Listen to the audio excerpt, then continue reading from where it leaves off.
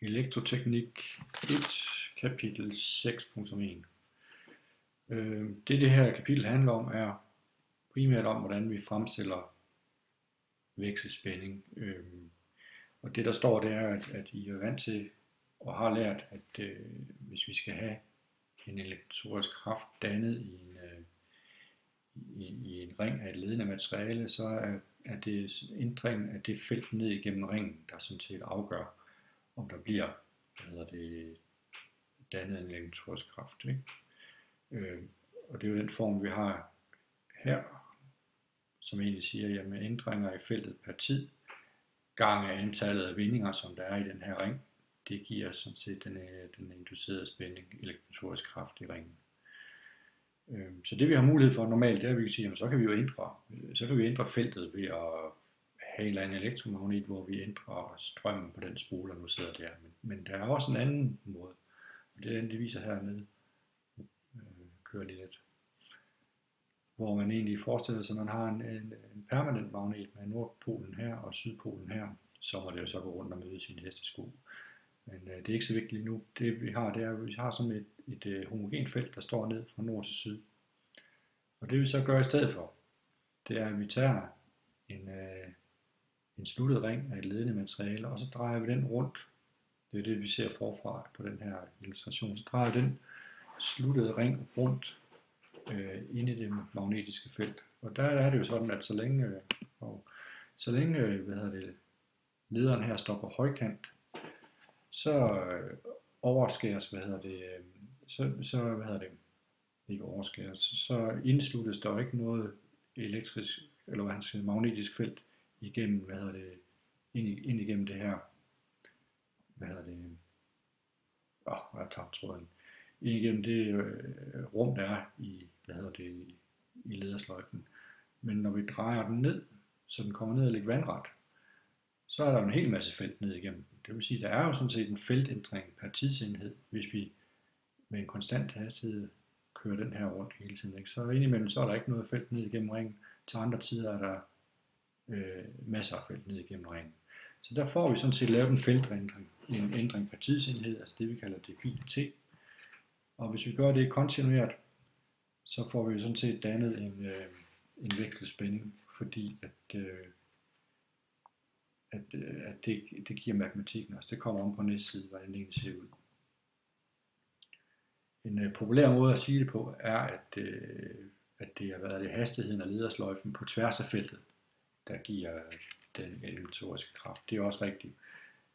En anden måde at se på det er, at det er det omsluttede felt af ringen, det felt, der går ned igennem ringen, ændring af det, som giver den elektriske kraft. Begge dele er sådan set rigtigt betragtet. Jeg prøver lige at gå ned til næste side.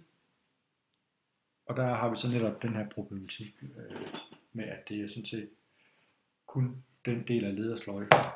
Det er jo så den, vi kan se her som en lille prik. Den del af ledersløjfen, der er på vej vinkelret ind igennem det magnetiske felt, som stadigvæk stråler heroppe fra nord og hernede af. At det er kun det, der går vinkelret på, der har vores interesse, som altså på den måde interesserer en elektromotorisk kraft. Så hvis vi forestiller os, at vi har en konstant hastighed, det er det, de tegner egentlig på her, en konstant hastighed rundt i ringen, og vi har vores 0 grader her, så vil sige, alle vinkler, der så kommer til at, efterhånden som tiden går, stiger den her vinkel, og den kan vi genfinde heroppe, så ved hjælp af vores cosinus- og sinusrelationer kan vi sådan set opløse hastigheden i en komposant, der ligger vinkelret på feltet. Det er den her v gange sinus alfa, og vi har en anden heroppe af, som er den, der kører på langs med feltet, og den er vi ikke så interesseret i. Den giver os ikke rigtig noget. Den hedder v gange cosinus til alfa.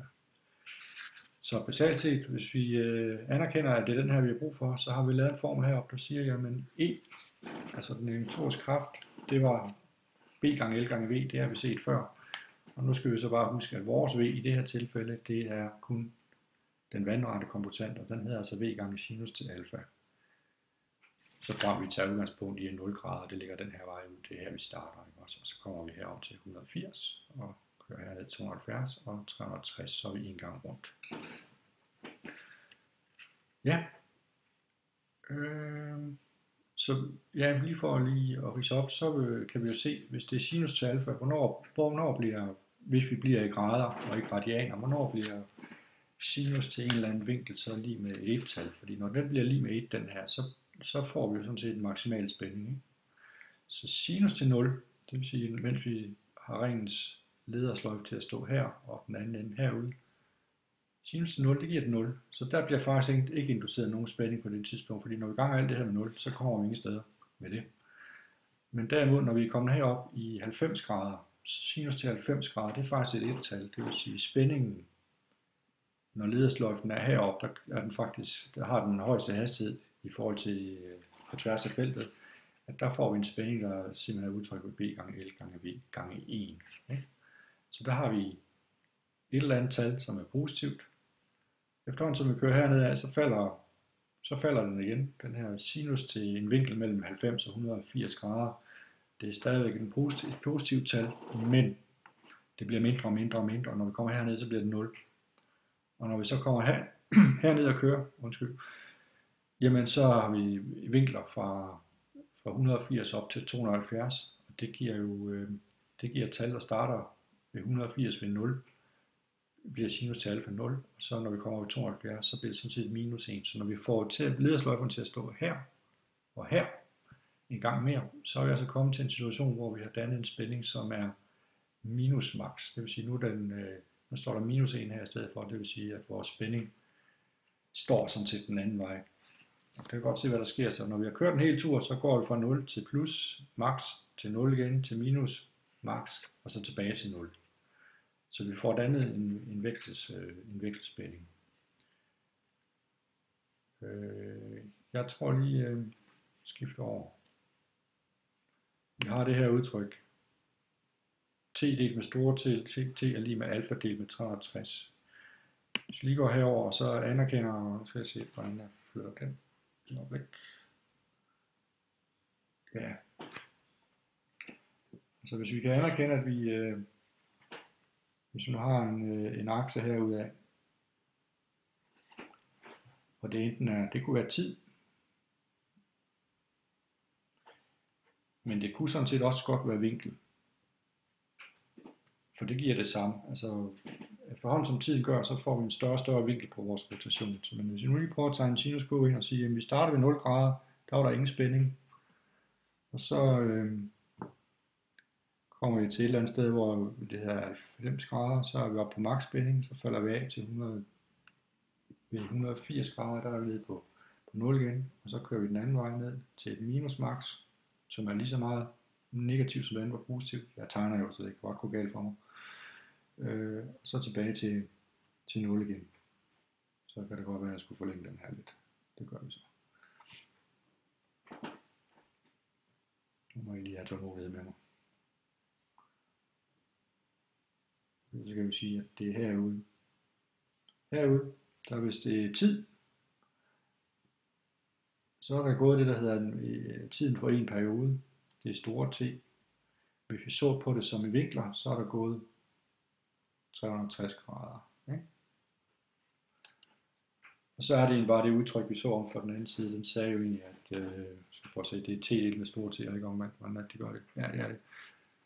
Hvis man siger lille T delt med periodetiden, det forholder sig til vinklen i forhold til en fuld omgang i cirklen. Så det vil sige, hvis vi for eksempel siger, at vi er kommet herhen til, tiden er gået, og vi er kommet derhen til, jamen så er det enten, kan det være et udtryk for en eller anden tid, her.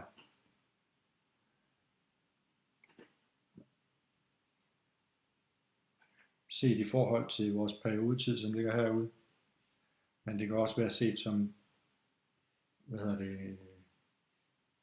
som en vinkel i forhold til en fuld rotation. Og de to tal vil jo være lige med hinanden. Så vi kan sådan set stille en lille formel op her, som vi så kan bruge bagefter eller senere. Ja, jeg prøver lige at skifte tilbage igen. Hvis vi bladrer en side om til 105, så definerer det nogle ting her. Jamen det siger, det der hedder periodetiden, store T, det er jo tiden for en svingning. Og det kan man altså også regne ud, hvis man kender frekvensen, fordi frekvensen er jo svingninger per sekund. Så hvis man tager frekvensen, siger en del med frekvensen, så får man egentlig tiden for en svingning. Altså det er vores, det er for eksempel, det eksempel vi altid kan huske, det er jo vores 50 hertz, som er her, ikke? Altså det betyder 50 svingninger per sekund. Så hvis vi skal se, hvor meget en svingning så er 2, jamen, så må vi tage det 1 sekund og dele med 50. Og så kommer vi frem til, at det bliver 0,02 sekund, hvilket er det samme som 20 millisekunder. Det næste de gør hernede, der bruger de den form, vi lige fandt om på den anden side. Og så siger de, jamen de flytter rundt på den, og siger, jamen så kan alfa være 360 gange t. 360 gange f gange t, hvor f'et det sådan set bare fremkommer ved, at de har brugt den her op. Ja, de har taget den her direkte, ikke? Og sat ind på, ja, de har jo egentlig isoleret alfa, og så står t for neden, og så sætter de en tiendedel ind, det kan erstattes med f, ikke? Så passer pengene, og så får vi den her formel. Så der står egentlig, at vinklen, vi er kommet til, den kan man finde ved at tage 360, det er antal grader, vi kører i, gange med frekvensen, og så gange med den tid, der er gået siden 0. Ikke? Nogle gange, så bruger vi radianer i stedet for, der svarer 360 grader til 2 pi radianer. Så hvis vi lige regner om, så kan man også udtrykke, hvis man kører i radianer, at den elektromotoriske kraft er lige med den maksimale spænding, vi kunne finde. Det var den, vi havde oppe i, det var den, der er heroppe, ikke? Og det er vores E-max. Gange sinus, og så kan vi så sige 2 pi gange f gange t. Så skal vi bare huske at stille vores lommeregner om, så vi kører i radianer, ellers kommer det ikke til at passe. Og det kan vi så igen lave om til, det der egentlig står her, der så E max gange sinus til vinkelhastigheden. Vinkelhastigheden gange tiden. Så hvis man tager en eller anden vinkelhastighed, som det er vinkel per sekund, ganger med antal sekunder, så får man den pågældende vinkel, man er kommet til. Ikke? Og omega som vinkelhastighed, så i virkeligheden, det er jo, omega er jo lige med det, der står heroppe, så omega er lige med 2 pi f. Godt. Når vi ved det, så kan vi hurtigt lave nogle tilsvarende. Vi kan jo erstatte det og sige, at hvis det er sådan med U max, at den hænger sådan sammen, så vil en kurve for strøm, en sinuskurve for strøm, den vil jo kunne udtrykkes med det samme, bare med I max foran. Og ligeledes det magnetiske felt. Fluxen kan også udtrykkes som, altså den flux, der er på et pågældende tidspunkt, det er lige med den maksimale flux, gange sinus som OVT. Ikke? Her er lige en tegning, der viser, måske bedre end den, jeg fik tegnet om, hvordan vi forestiller os, at vi har vinkel 0 her, hvor spændingen er 0. Og så når vi kommer op til vinkel 90, så har vi maksimal spænding. Og så går vi ned igen ved 180. Og så den anden vej. Og så herop. Og vi kan se, at det egentlig hele tiden egentlig relaterer vi rundt til en cirkel, som kører mod uret. Og det gør vi altid. Så de her positioner kan også udtrykkes som en eller anden pind, der står ud. Altså 120 grader kan udtrykkes som en pind, der står den her vej ud. Det gør vi ikke endnu. Indtil videre skal vi bare se, at der er en sammenhæng mellem dem. Så kommer effektivværdien. I første omgang, der står den side, der skal vi bare lige acceptere, at vi har maksværdien. Det er den, der er heroppe. Men det er ikke den, vores voltmeter viser os. Den viser os faktisk effektivværdien. Og det er så en værdi, som ligger U max delt med kvadrat mod 2. Så når vi tager vores, det vi kalder 230 volt stikkontakten, så er det sådan set vores effektivværdi, vi får opgivet. Hvis vi så tager den effektivværdi og flytter om på formen af gange med kvadrat mod 2, så får vi så, hvad max reelt er på sådan en sinuskurve i vores fasespænding i Danmark. Ikke? Det skal vi bare vide. Der kommer noget teori bagved det, men det må jeg lige vente lidt med. Middelværdi. Igen, første gang skal vi bare lige vide, at U-middel forholder sig til U-max på den her måde. Altså 2 gange U-max delt med pi, det er faktisk lige med U-middel. Og på basis af den kan man lave en enhed, noget der hedder formfaktoren, som egentlig er U-effektiv delt med U-middel. Og den kommer simpelthen ud med som 1,1 altid for en sinuskurve. Alt det her vi har set her, det er gode ting, det er helt rigtigt, men det gælder kun for sinuskurver. Har vi andre signaler, der ser anderledes ud, så holder den ikke mere. Det skal vi lige vide. Og her er lige vist til sidst, hvordan de ligger i forhold til hinanden, sådan cirka. Altså U max, det er selvfølgelig heroppe. ueffektiv, den ligger kvadratur 2 lavere, og middelværdien den ligger så 1,11 gange lavere endnu. Ikke?